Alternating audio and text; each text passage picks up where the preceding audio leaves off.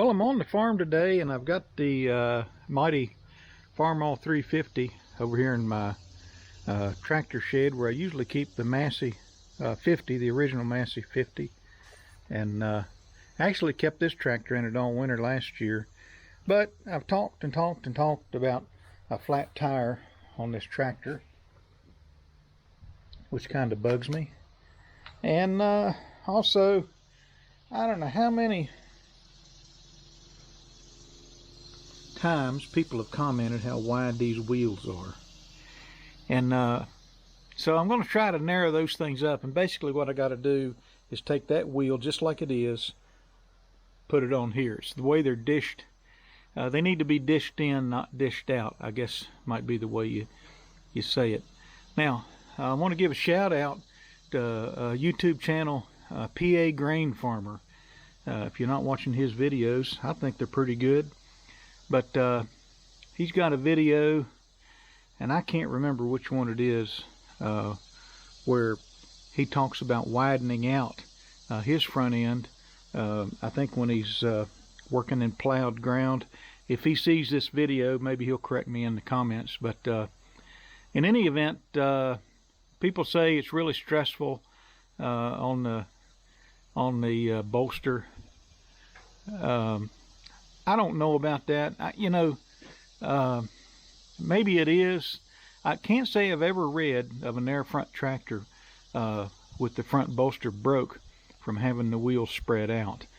But I have also read that a lot of times on dairy farms where there's mud and manure, that they'll widen this front end out so that stuff will pass through. Otherwise it kind of acts like a skid. It'll slide and get jammed up with mud.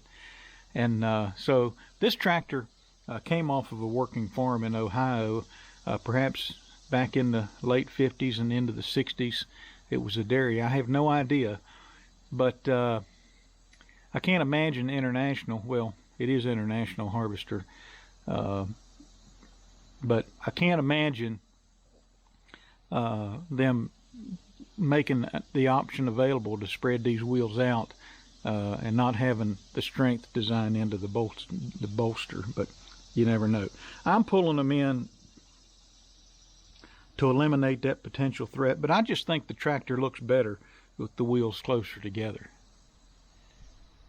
Well, I'll come back. So I've got a jack under here, not so much to narrow the tires in, because I believe the tires will encroach in the area where the jack is.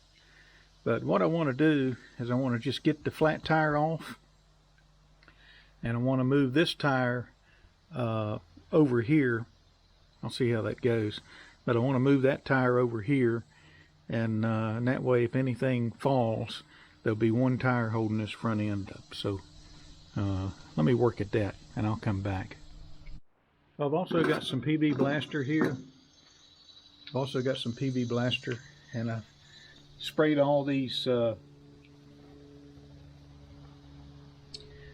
lugs. In order for this thing to fit dished in on the wheel, this wheel weight has to come off on either side. So I got to take the wheel off and the wheel weights. There are grease zerks everywhere on this tractor. So I got a set of impact wrenches here, and this is like the third or fourth set I've bought, and I still have all of them. The way it works, it's like reading glasses. You know, you buy 4 or 5 pair and you can't find any of them, and then one day all 4 or 5 pair of the reading glasses are on the same table. That's the way these things are. I find them and then I lose them, and then I buy another set.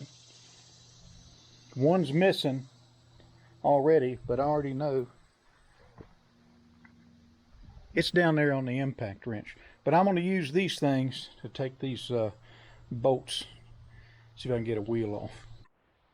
Alright, so I got the offending wheel off, and I was kind of surprised because I figured this would come with it, but it doesn't. So I've never had one of these apart, so this is all guesswork for me. So I'm guessing I don't have to do anything with that wheel weight. But let me get this tire off. It's the good one, and get it over here to kind of give me some stability, and then I'll go from there. All right, so I got the second wheel off. I call this one the good wheel.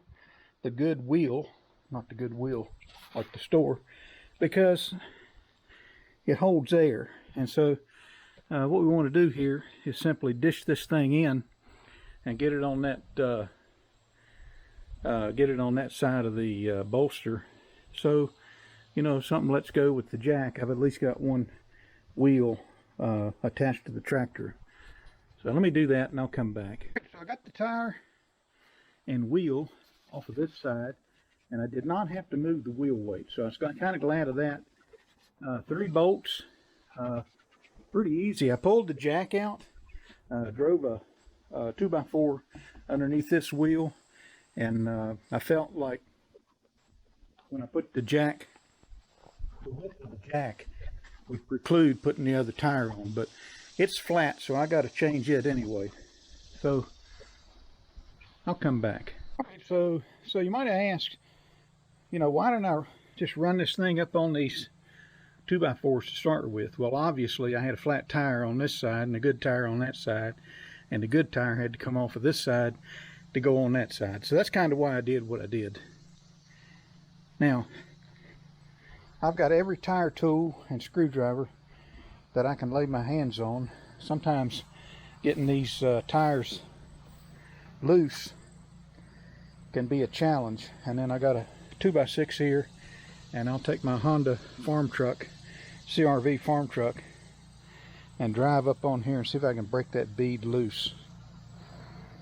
And the goal here is to patch the tube, not to replace it. And I may regret that, but at some point these tires are going to get replaced. So just want to kind of get myself going for the next cut of hay. These tires are 5.5 by 15 SL F2. They are 6-ply rating. I don't know if you can see that or not. I'm kind of blinded here a little bit by the sun. So let me see if I can knock that tire off the rim. I'll come back. Alright, so I got the Honda CRV farm truck here. I drove it up on the board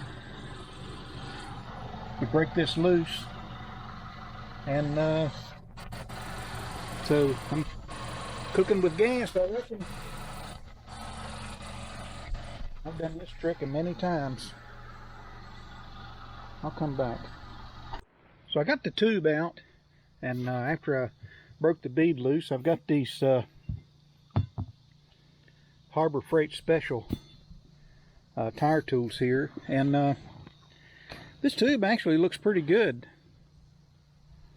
And you know, if you look at my videos prior to this, I thought this tire was tubeless, but in fact, like an idiot, I put a plug in one place where it was leaking. No wonder I didn't run the plug tool down into the tube, and maybe I did. But this tube is like new, so not sure what pierced it, but I'm going to fill it up with air, and what I'm going to try to do is patch it and then go from there. So I'll come back.